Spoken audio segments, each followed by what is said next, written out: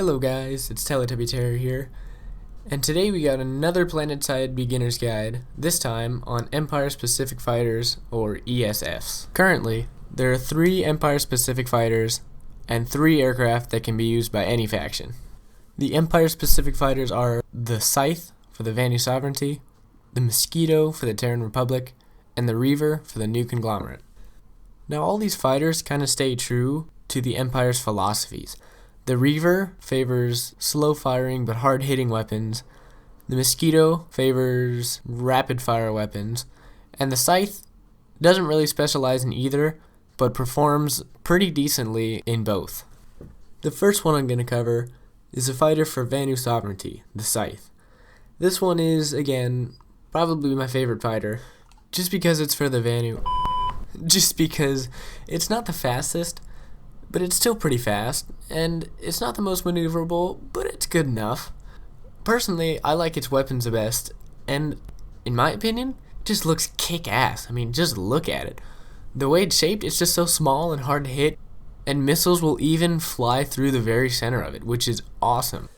But in all seriousness, guys, the Scythe really is kind of the middle guy.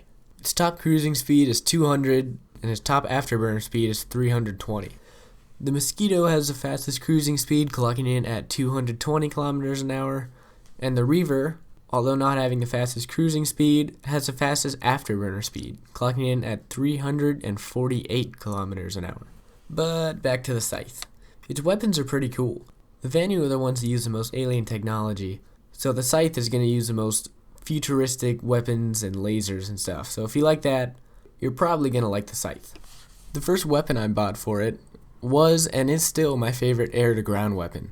It's called the Light PPA, and it was actually pretty cheap too, at only 100 certs.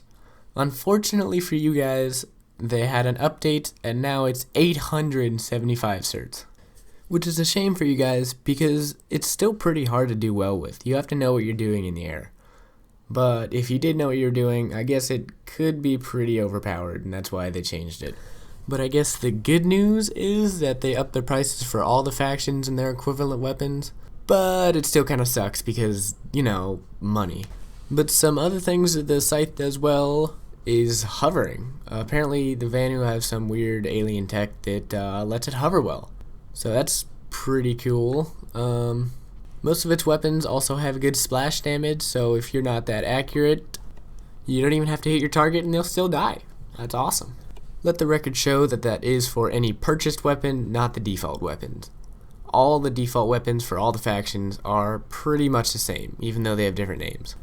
Moving on to Mosquito, this baby is agile and fast, not only in its movement, but also in its weapons.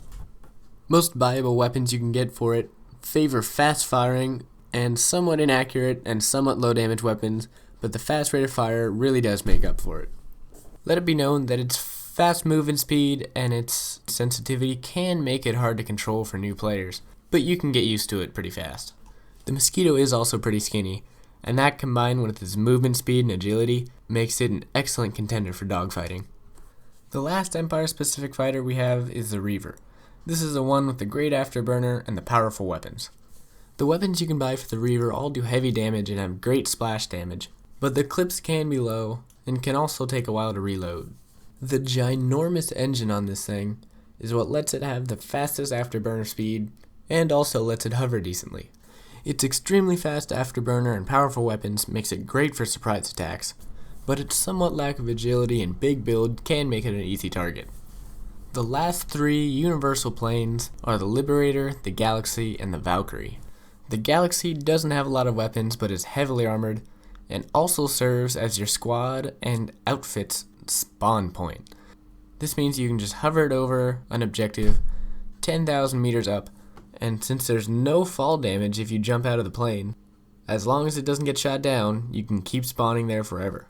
This sounds amazing, but if you aren't with a squad or outfit, you pretty much get shot down immediately. So don't try this if you're alone. The Liberator is also another plane you're not going to want to fly solo. This is the gunship of Planetside. With 3 open slots, all of them with the ability to have very powerful weapons, you can cause chaos with the Liberator.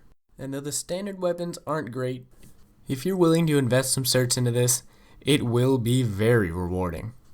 The last universal plane there is the Valkyrie, and although this is classified as a fast attack transport, it is neither fast nor capable of a very powerful attack, nor a very good transport. But it's cheaper than the others, so I guess that's a plus.